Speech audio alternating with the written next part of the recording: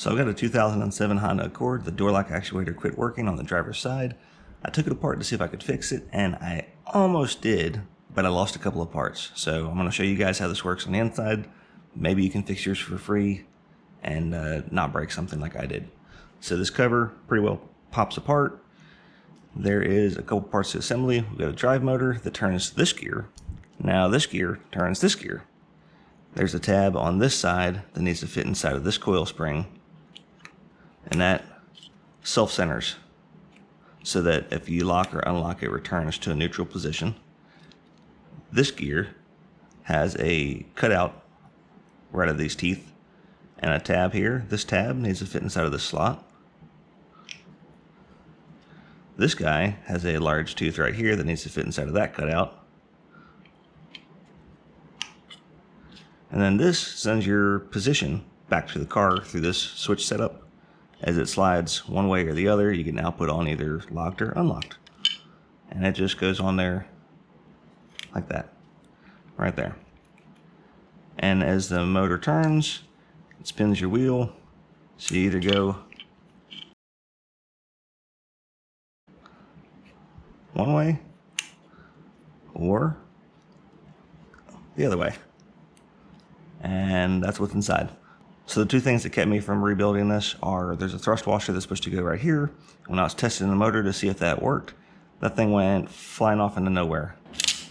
And I don't have a washer that size. I could probably get one of those, but I made another problem also. My problem was that I lost continuity from this pin to this pin, and the motor would not turn on. The motor tested good, but it just wasn't working with the plug power from the car. And there was a break or a short or something between this terminal pin and this terminal pin. So my idea was to just drill through the backside here and get down to the bare metal of the contact strip that runs between these plugs, but I accidentally drilled straight through it. It probably still could work, but since I lost the washer, I decided to just go ahead and get a new actuator. But I kind of figured that you should be able to get down to the bare metal here and drill a hole here, solder a jumper wire from there to there, and have a short external wire run. I don't believe that this interferes with anything out here. And then, you could fix your $50 door lock actuator for free. I've already replaced this thing, but on second glance, it looks like I did not actually drill all the way through that strip. So let me go expose some more of this, drill a hole here, solder these together, and see if it works. And dab a little bit of flux onto that piece of metal, just to make the solder stick a little easier. Because I really don't want to have to overheat this and melt a whole bunch of plastic to get this to work. Let's see if we can't get that to flow in.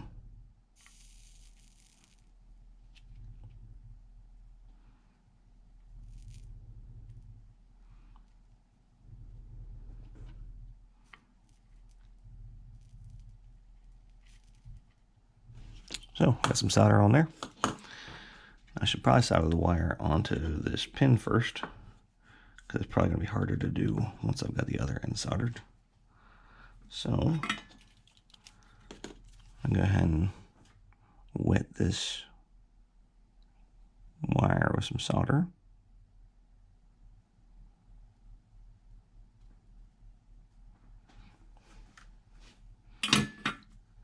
Do the same thing, we'll flux this terminal.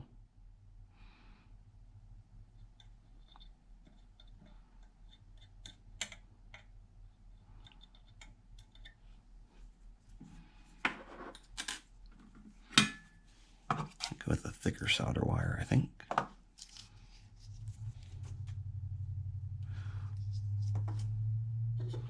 Let's see if I can get some solder to flow on this thing. Oh yeah, I've got a little dab of solder on there now. And a little bit more flux.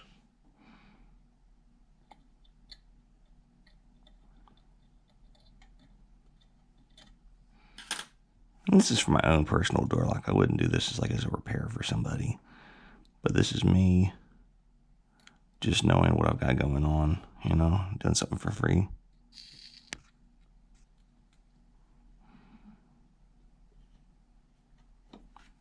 Okay, so we can get a better look at that maybe. Looks like it all wetted in pretty decent. So now I can trim this wire length and then make my jumper complete.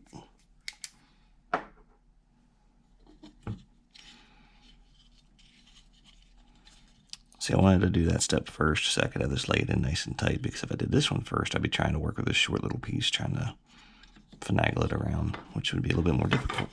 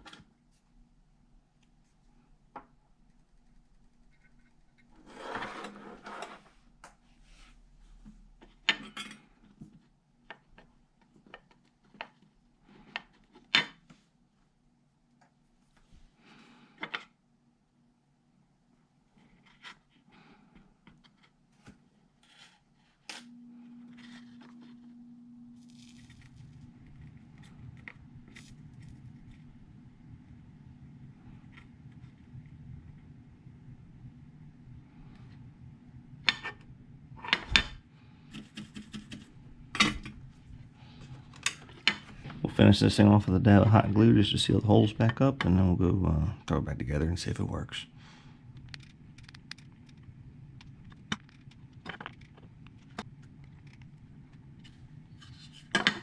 That should be set. So just to test if the fix worked, all I need to do is first off take this guy off, because that's how I messed up in the first place.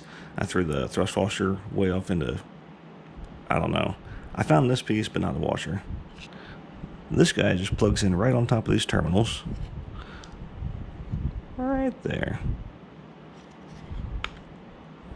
So I should be able to hook up test battery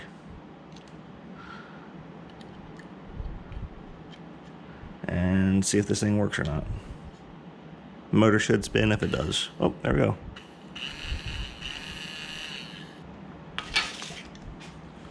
I'll go ahead and take the continuity measurement on this too to make sure that everything looks pretty decent. We got 0.2 of an ohm, and then this is the unmodified side. 0.2 of an ohm. So everything looks good. Should be able to slap that back together and everything work all right. Now I did read about this a little bit before I took this apart, and one of the other things I've come across is that somebody had an issue with this motor. Maybe the contacts or something were dirty in there. So if that still does not fix your problem, it's worth checking out these motors. But I'm sure that these motors are a lot cheaper to replace than this whole assembly. So thanks for watching. Like, subscribe, and we'll catch you on the next one.